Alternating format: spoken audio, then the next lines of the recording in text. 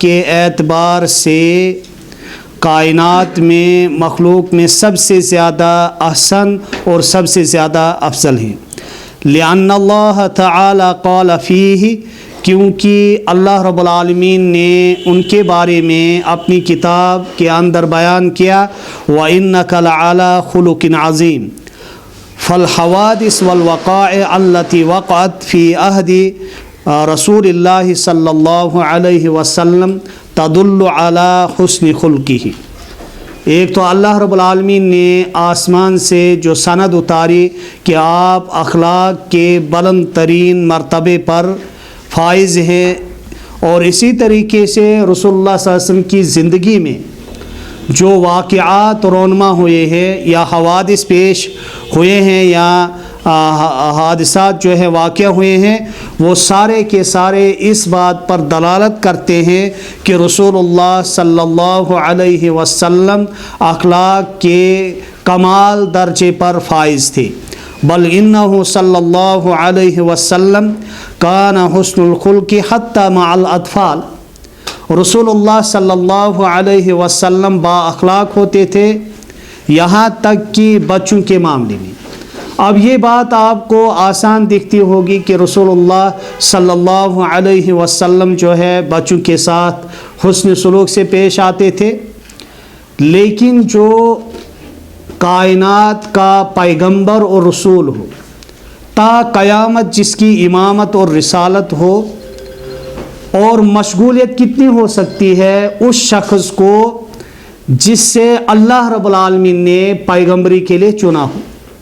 پھر آج کے زمانے میں آپ دیکھیں کہ ہمارا رویہ، ہم بچوں کی طرف جو ہے دھیان ہی نہیں دیتے ہیں، نہ ہی ان کی باتوں پر جو ہے ہم کسی قسم کا جو ہے وہ حوصلہ افزائی یا ان کی بات کی قدردانی ہمارے پاس نہیں ہوتی ہے، ہم اس کو معمولی سمجھتے ہیں۔ جبکہ رسول اللہ صلی اللہ علیہ وسلم پیغمبر ہونے کے ناطے بچوں کے ساتھ حسن سلوک سے پیش آتے تھے۔ یہ اس بات کی دلیل ہے کہ رسول اللہ صلی اللہ علیہ وسلم جو ہے اس کے پاس جیسے بڑوں کی عزت، احترام وغیرہ اور بچوں کے لیے بھی شفقت بھری ہوئی تھی۔ فکان یلاطفہم ویلاعبہم، رسول اللہ صلی اللہ علیہ وسلم بچوں کے ساتھ رفاقت کرتے تھے اور ان کے ساتھ کھیلتے تھے۔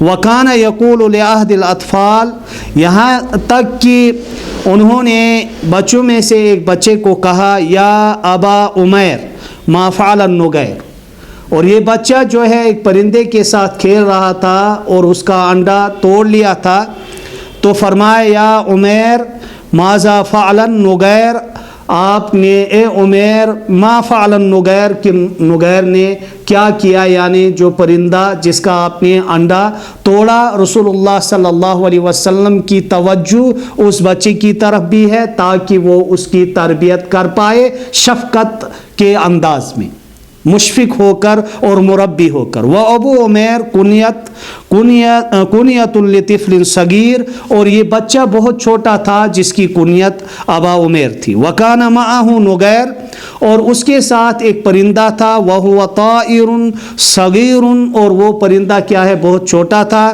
مثل العصفور، چڑیوں کی طرح۔ ہلاک ھذا النغیر فحزن علیہ الصبی واغتنم، اور ہلاک ھذا النغیر، جو یہ پرندہ جو ہے یہ ہلاک ہوا، یعنی یہ مرا، تو فحزن علیہ الصبی، بچہ اس کے ساتھ کھیلتا رہتا تھا اور یہ بچہ جو ہے حزین یعنی غمگین ہوا۔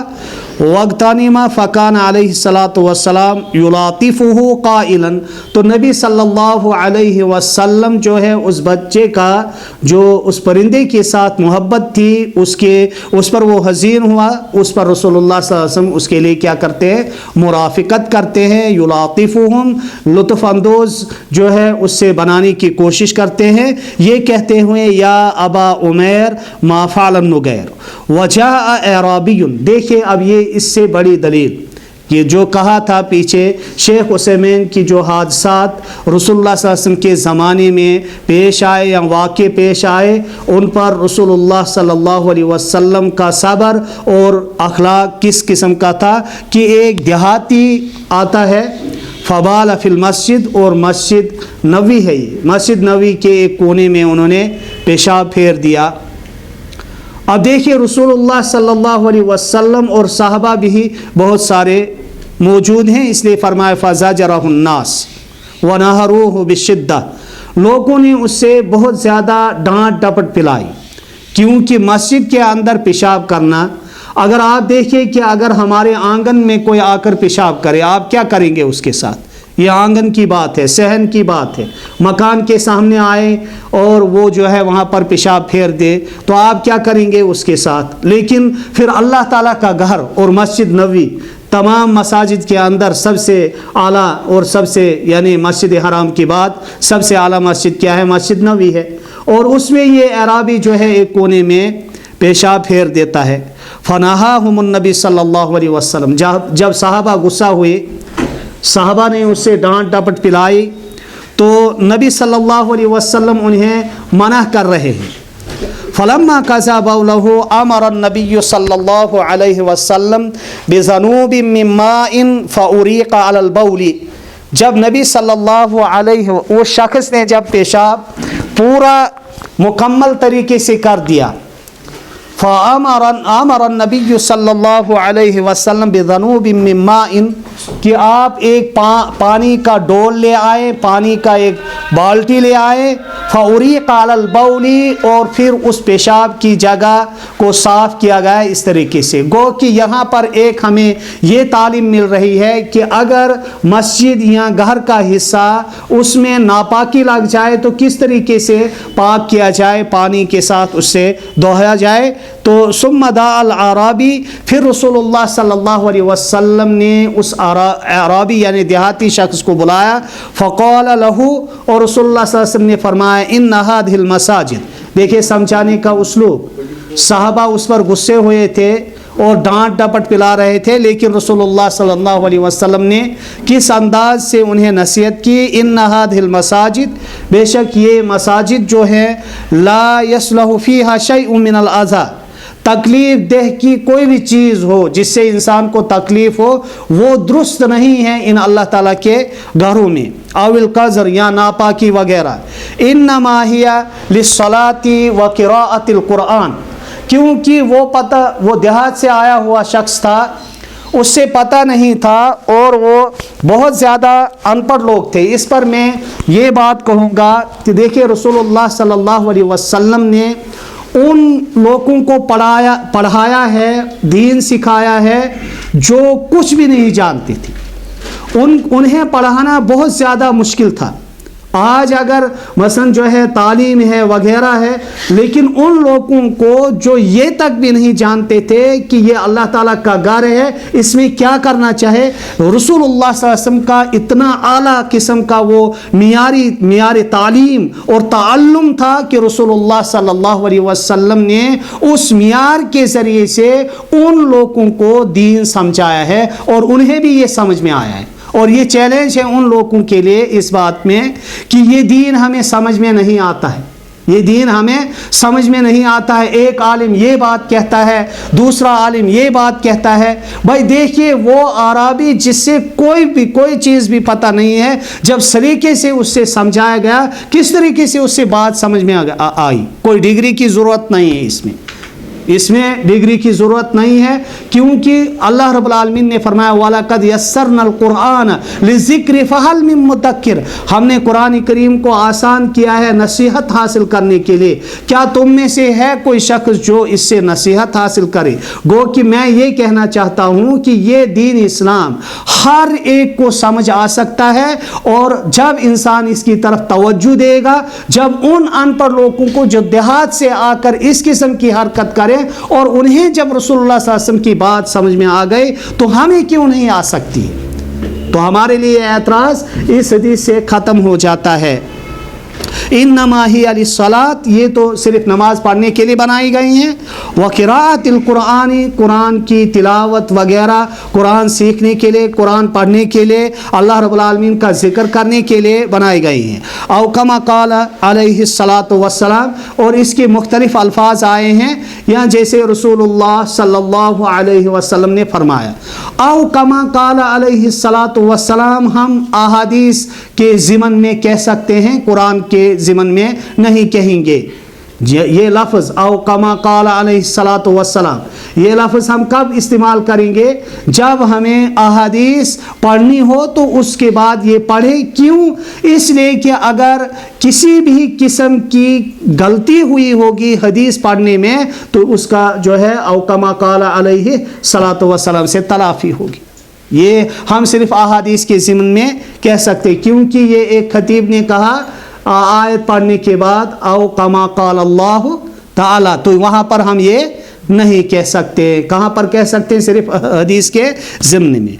ववजहु हुस्नुल खुल्क़ि फ़ी हाज़िल क़िस्सा ज़ाहिर, देखिए इसमें जो है अखलाक किस तरीके से रसूलुल्लाह सल्लल्लाहु अलैहि वसल्लम के नमूदार होते हैं, ये बात ज़ाहिर है, आया और बयां है। फ़हुवा लम युवब्बिख हाज़ल आराबी, कि रसूलुल्लाह सल्लल्लाहु अलैहि वसल्लम जो है इससे डांट डपट नहीं पिलाते हैं, बल्कि हुस्न अखलाक से इससे तालीम देते हैं। वलम यामर बेज़रबिही वलम, और नहीं रसूलुल्लाह सल्लल्लाहु अलैहि वसल्लम ने इसको मारने का हुक्म दिया, छड़ी मारने का हुक्म दिया या किसी और चीज़ से। क्योंकि देखिए इन्नमा तरबिया लैसा बित्तज़रीब बल बित्तादीब, जो तरबियत होती है वो ज़रबकारी से नहीं होती है, बल्कि तरबियत किससे होती है? अदब के साथ, अदब के साथ सिखाना, एहतराम के साथ सिखाना। बल इन्नहु तरकहु हत्ता क़ज़ा बौलहु, रसूलुल्लाह सल्लल्लाहु अलैहि वसल्लम मुआलिज थे। अब देखिए तिबी तौर पर जब हम देखेंगे कितना ज़रर होता अगर उससे दौरान पेशाब रोक दिया जाता, ये उसके लिए जिस्म के लिए क्या होता? ज़रर होता, उससे किसी तकलीफ़ का सामना करना पड़ता। जब पेशाब इंसान आधा करे आधा और रोक ले तो इससे जिस्मानी वो मर्ज़ का खदशा है, इसलिए रसूलुल्लाह सल्लल्लाहु अलैहि वसल्लम ने उससे मुकम्मल पेशाब करने दिया। एक हिकमत ये है।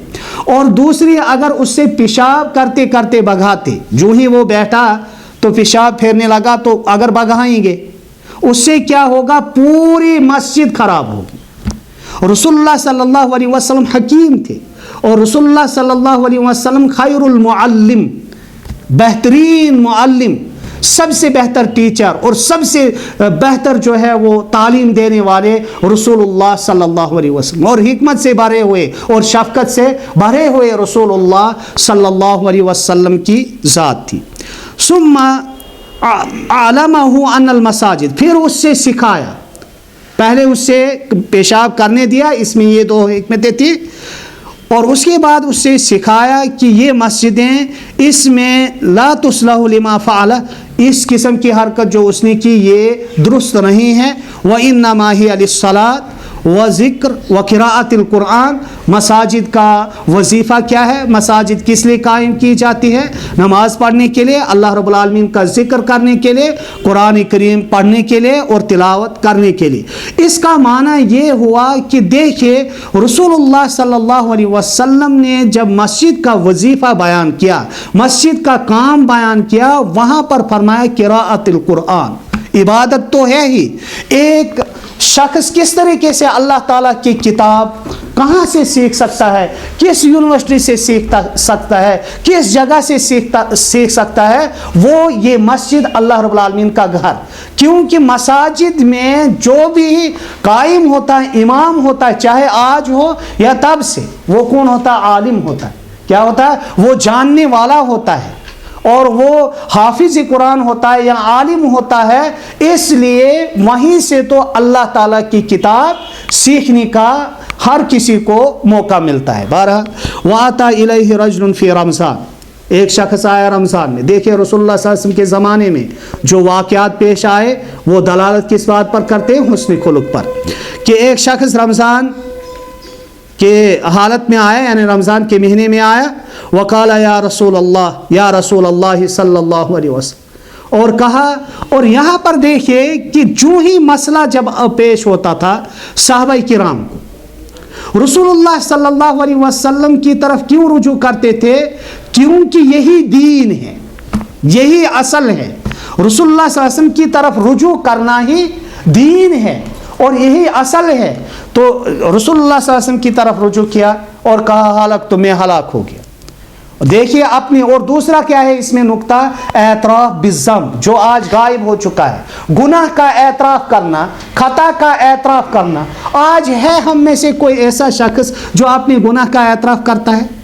بہت ہی کم ملیں گے آپ کو ایسے اشخاص کی جو اپنی گناہوں کا اعتراف کرے مع وجود الناس، لوگوں میں ظاہر ہو کر آ کر. اور یہاں پر صحابہ ہوا کرتے تھے اور صحابہ کی مجلس ہوتی تھی اور یہ جو ہے اعتراف بالذنب علی الاعلان کرتا ہے. کیوں؟ یہاں پر اعتراف بالذنب کرنا کیا ہے؟ ممکن ہے رسول اللہ صلی اللہ علیہ وسلم کوئی علاج بیان کریں گے اور مجھے آخرت میں رسوائی نہیں ہوگی. اور ہم کیا کر رہے ہیں؟ سارا وبال جمع کر کہاں کے لیے رکھ رہے ہیں؟ آخرت کے لیے. وہیں دیکھتے ہیں کیا ہوگا کیا نہیں ہوگا. لیکن صحابہ کا منہج کیا تھا؟ جو ہی غلطی ہوئی تو وہ رسول اللہ صلی اللہ علیہ وسلم کی طرف رجوع کرتے تھے. اسلاف کا طریقہ کیا رہا ہے؟ جو ہی غلطی ہوئی وہ عالم کی طرف رجوع کرتے تھے. تو بہرحال فقال له النبی صلی اللہ علیہ وسلم وما اہلکک، وہ کون سی چیز ہے جس نے آپ کو ہلاکت میں ڈالا؟ یہاں آپ جس کی سبب سے آپ ہلاک ہوئی. فقال الرجل وقعت على امرأتی فی رمضان وانا صائم، میں اپنی اہلیہ پر میں اپنی اہلیہ پر واقع ہو گیا رمضان کی یہ روزے کی حالت میں، جبکہ میں روزے دار تھا. میں اپنی اہلیہ پر واقع ہو گیا، اپنی اہلیہ پر واقع ہوا. فلم یوبخ لماذا، رسول اللہ صلی اللہ علیہ وسلم اس سے ڈانٹ نہیں پلاتے ہیں کہ آپ کیسے انسان ہیں، کیا آپ کو شعور نہیں ہے؟ کیا آپ جو ہے آپ کو پتہ نہیں تھا میں روزے سے ہوں؟ آپ کیسے انسان ہیں؟ آپ کا ایمان کچا ہے، آپ کا ایمان کمزور ہے، آپ کا یہ وغیرہ. یہ سب چیزیں رسول اللہ صلی اللہ علیہ وسلم نے بیان نہیں کی. رسول اللہ صلی اللہ علیہ وسلم ڈانٹ نہیں پلاتے ہیں، بلکہ رسول اللہ صلی اللہ علیہ وسلم ولم ينهره، اور نہ ہی اس کو ڈانٹ ڈپٹ کرتے ہیں. بل قال له فهل تجد، بلکہ رسول اللہ صلی اللہ علیہ وسلم جانتے تھے کہ ایک شخص جب اعتراف بالذنب کرے گا، گناہ کا معترف ہے، اعتراف کر رہا ہے، تو اس کو علاج کی ضرورت ہے. رسول اللہ صلی اللہ علیہ وسلم ڈائریکٹ اس کے حکم کی طرف آ گئے. فہل تجد ما تعتق رقبہ، کیا آپ کے پاس اتنا مال ہے کہ جس مال سے آپ ایک گردن آزاد کر پائیں گے، غلام کو آزاد یا لونڈی کو آزاد کر پائیں گے، یا ایک گردن کو آزاد کر پائیں گے؟ دیکھیے مراد کیا ہے؟ شریعت اسلامیہ. یہاں پر میں ایک نقطہ بیان کروں گا. شریعت اسلامیہ، اسلام کیا چاہتا ہے؟ اسلام یہ چاہتا تھا اس وقت جو مسلمانوں کے ہاتھ میں غلام آتے تھے جنگ کر کے وغیرہ، جو نوجوان ان کے ہاتھوں میں آتے تھے وہ ان کے غلام رہتے تھے. لیکن اسلام نہیں چاہتا تھا کہ وہ ہمیشہ غلامی کی زندگی بسر کرے. اسی طریقے سے سبب بیان کر دیا. کسی کو گناہ ہو گیا، کسی نے قسم توڑی، کسی نے زہار کیا، کسی نے اور کچھ کیا، یا رمضان کے حالت میں اہلیہ پر واقع ہو گیا، تاکہ یہ ایک ایک کر کے آزاد ہو جائے. اور پہلا یہی گنایا. پہلا کیا گنایا؟ یہی. کیا حکمت کیا تھی اس میں؟ تاکہ انسان جو ہے انسان کا غلام نہ رہے، انسان کا غلام نہ رہے، انہیں آزاد کیا جائے. تو اس نے فرمایا کیا آپ کے پاس اتنا مال ہے جس مال کے ذریعے سے آپ کسی غلام کو آزاد کر سکتے ہیں؟ قال لا، میرے پاس یہ بھی نہیں ہے. قال فهل تستطيع ان تصوم شهرين متتابعين، اور یہی کفارہ ہے جو اپنی اہلیہ پر واقع ہوا نہار رمضان کی حالت میں. کیا دوسرا بتایا؟ دوسرا کفارہ، کیا آپ طاقت رکھ سکتے ہیں کہ 2 مہینے کی پے در پے مسلسل روزے رکھنے کی؟ قال لا، کہا میں یہ بھی نہیں کر سکتا ہوں کہ مسلسل. اس میں اگر ایک دن بیچ میں ٹوٹ گیا تو دوبارہ سے گنتی شروع ہوگی. مسلسل کا معنی کیا ہے؟ متتابعین، پے در پے، کوئی دن بیچ میں ضائع نہیں ہونا چاہیے. ٹھیک. قال لا، قال فهل تجد ما تطعم 60 مسکینہ، کیا آپ پا سکتے ہیں اتنا رزق کی جس کی وجہ سے آپ 60 مسکین کو کھانا کھلا سکیں؟ 60 مساکین کو کھانا کھلا سکیں؟ تو کہا لا. یہ 3 چیزیں جو رسول اللہ صلی اللہ علیہ وسلم نے فرمائی، تو سب سے پہلی چیز فرمائی راقبہ. کیوں؟ اس کی وجہ میں نے بیان کی. اور اس کے بعد جو ہے 2 مہینے کے روزے پیدر پہ. اور تیسرا کیا فرمایا؟ 60 مساکین کو کھانا کھلانا. یہ کفارہ ہے جو نہار رمضان کی حالت میں، روزے کی حالت میں اپنی اہلیہ پر واقع ہوا. قال لا ثم جلس فأوتي النبي صلی اللہ علیہ وسلم بعرق فيه تمر. رسول اللہ یہ بیٹھ گیا. پھر رسول اللہ صلی اللہ علیہ وسلم اس کو بھگاتے نہیں ہیں. بیٹھنے کا موقع دینا یہ حسن اخلاق ہے، اور اسے ڈانٹ ڈپٹنا پلانا یہ حسن اخلاق ہے. دیکھیں اگر آج ہمارے پاس کوئی مسئلہ رکھتا ہے، کوئی بھی شخص آتا ہے جو ہمارا امیر ہوتا ہے، 2 باتیں کر کے جائے، آپ بیٹھے وقت نہیں ہے، اس سے وہیں بیٹھنے دیا تاکہ ممکن اس کے پاس یہ 3 چیزیں نہیں کر سکتا ہے، کوئی نہ کوئی وسیلہ، کوئی نہ کوئی ذریعہ بن سکتا ہے، اور وہ بیٹھا ہے رسول اللہ صلی اللہ علیہ وسلم کی مجلس میں. تب تک ایک شخص آ گیا، کہا یا رسول اللہ صلی اللہ علیہ وسلم میں آپ کی خدمت میں یہ کھجور کی ایک ٹوکری پیش کرتا ہوں، اور یہی جو ہے فآتا ہوں ایاہ. اور یہ پھر تیسری جگہ اخلاق کی. رسول اللہ صلی اللہ علیہ وسلم جو ہے اس وقت وہی کھجوروں کی ٹوکری اس سے فراہم کر دیتے ہیں. وقال تصدق بہذا، آپ جو ہے اس کو صدقے میں کر دیجئے، آپ جو ہے اس کا صدقہ کیجئے. فقال الرجل اعلی افقر منا، کیا ہم میں سے بھی زیادہ، ابھی ہم سے بھی زیادہ کوئی فقیر ہے، ہم سے بھی زیادہ جو حاجت مند کوئی ہو سکتا ہے؟ رسول اللہ صلی اللہ علیہ وسلم نے یہ فرمایا، اور ڈانٹا نہیں اس بات پر، بلکہ اس کی فما بین لابتیہا احوج الیہ منا، بلکہ لابتئی 2 پہاڑوں کے درمیان، کیونکہ مدینہ جو ہے 2 پہاڑوں کے درمیان ہے، تو کہا کہ اس لابتائی 2 پہاڑوں کے درمیان جتنے بھی ہیں ان میں سب سے زیادہ کیا ہے، میں اس چیز کا حاجت مند ہوں. فضاحک النبی صلی اللہ علیہ وسلم، تو نبی اکرم صلی اللہ علیہ وسلم یہاں کیا کر رہے ہیں؟ مسکرا رہے ہیں. یہ کہنے پر اگر یہی کام اگر آج کے دور میں کوئی نوجوان، کوئی بچہ آ جائے، کوئی نوجوان آ جائے اپنا گناہ لے کر، تو ہمارا امیر کیا کرے گا اس کے ساتھ؟ یہ سلوک نہیں کر سکتا. الا من رحم ربی، مگر جس پر میرے رب نے رحم کیا ہوگا وہی کر سکتا ہے. یا جو رسول اللہ صلی اللہ علیہ وسلم کے اس حسن اخلاق کو مد نظر رکھتا ہوگا، ہر وقت وہی شخص کر سکتا ہے. عام شخص کی بس کی بات یہ نہیں ہے. اور اس کے بعد حتی بدت، یہاں تک کہ رسول اللہ صلی اللہ علیہ وسلم کے انیاب مبارک جو سامنے کے دانت ہیں یہ ظاہر ہوئے. وقال اذهب فاطعمه اهلك، اور کہا رسول اللہ صلی اللہ علیہ وسلم نے آپ لے جائیں اس سے اور اپنے اہل و عیال کو کھلا دیں. دیکھیں رسول اللہ صلی اللہ علیہ وسلم کا حسن اخلاق، جو واقعہ یا جو حوادث پیش آتے تھے رسول اللہ صلی اللہ علیہ وسلم کے زمانے میں، ایک تو کس طریقے سے وہ حل بیان کرتے تھے، کس انداز سے وہ حل بیان کرتے تھے، اور دوسری چیز کس انداز سے وہ پیش آتے تھے، کون سے اخلاق تھے رسول اللہ صلی اللہ علیہ وسلم. وحسن الخلق النبی صلی اللہ علیہ وسلم فی هذه القصہ ظاہر و بین، یہ ظاہر ہے اور واضح ہے کہ جن باتوں کی طرف میں نے آپ کو اشارہ کیا، کہاں کہاں پر اس قصے میں اخلاق حسنہ پھوٹ پڑ رہے ہیں یا ظاہر ہو رہے ہیں. فإنه لم ينهر هذا الرجل ولم يشمته ولم يوبخه، اور نہ ہی ڈانٹ ڈپٹ، نہ ہی گالی گلوچ، نہ ہی اور کچھ. وذلك لحلمه علیہ الصلوۃ والسلام، یہ رسول اللہ صلی اللہ علیہ وسلم کی بردباری، رسول اللہ صلی اللہ علیہ وسلم کا حلیم ہونا ان چیزوں سے ظاہر ہوتا ہے. وحکمتہ، اور اس کی حکمت. فقد رأى ان هذا الرجل جاء نادما تائبا خائفا، رسول اللہ صلی اللہ علیہ وسلم جانتے تھے کہ جو گناہ کا اعتراف کرتا ہے گو یہ تائب بن کر آیا، خائف بن کر آیا، خوف زدہ ہو کر آیا، اس سے تصور آخرت ہے، میں یہ چیزیں وہی شخص کر سکتا ہے جس کے ذہن میں جنت اور جہنم کا نقشہ ہر ہمیشہ رہتا ہو، وہی شخص ایسا کر سکتا ہے۔ عام شخص نہیں کر سکتا ہے، جس کو تصور آخرت نہ ہو، جس کو جواب دہی کا احساس نہ ہو، جس کو اللہ رب العالمین کے سامنے کھڑے ہونے کا احساس نہ ہو، حساب و کتاب کا احساس نہ ہو۔ اسی لیے تو 13 سال جو ہے اخلاق حسنہ، توحید کاملہ اور ایمان بالآخرہ کی دعوت دی گئی ہے۔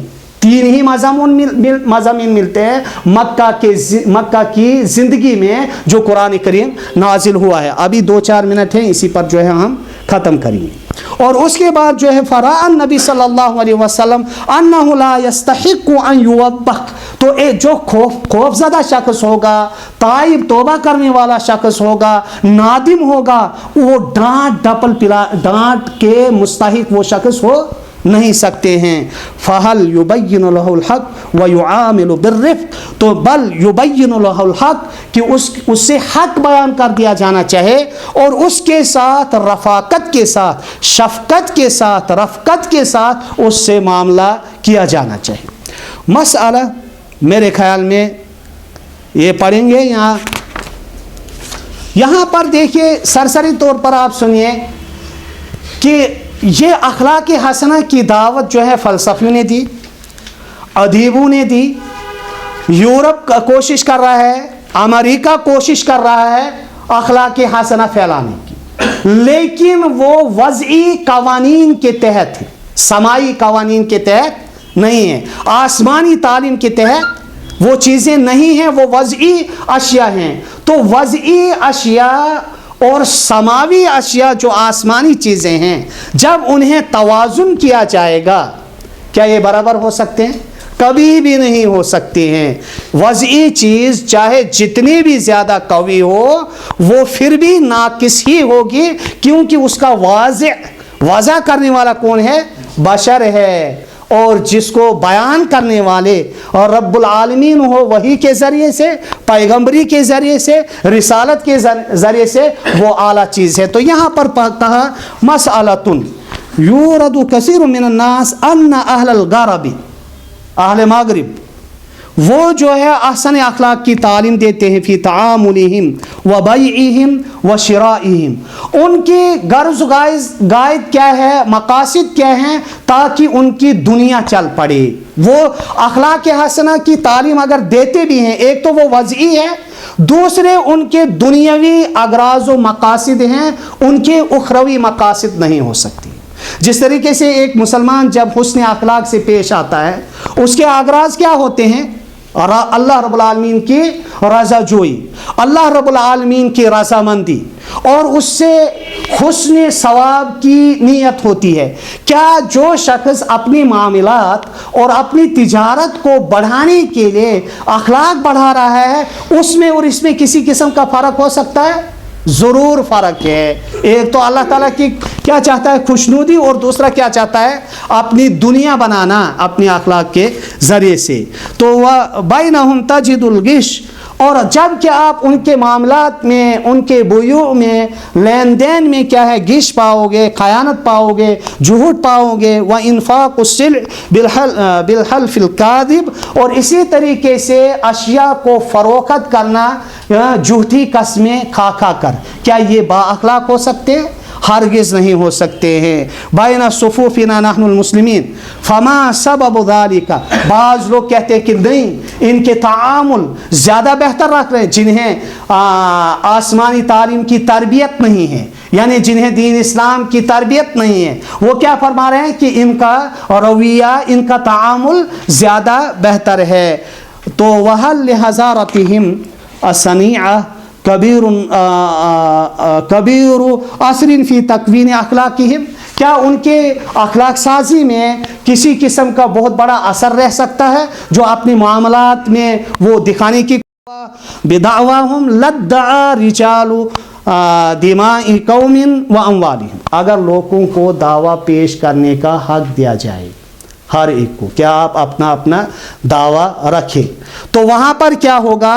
لوگ جو ہے دعویٰ بول دیں گے خون کا یا مال کا کہ میرا فلانی شخص اس نے قتل کیا، یہ قاتل ہے، یہ چور ہے، یہ ڈاکو ہے، تو لوگ جو ہے اپنا اپنا دعویٰ رکھیں گے۔ دعویٰ رکھنے میں کیا شریعت نے معیار رکھا، فرمایا وَلَكِنَّ الْبَيِّنَةَ عَلَى الْمُدَّعِي وَالْيَمِينُ عَلَى مَنْ أَنْكَرَ۔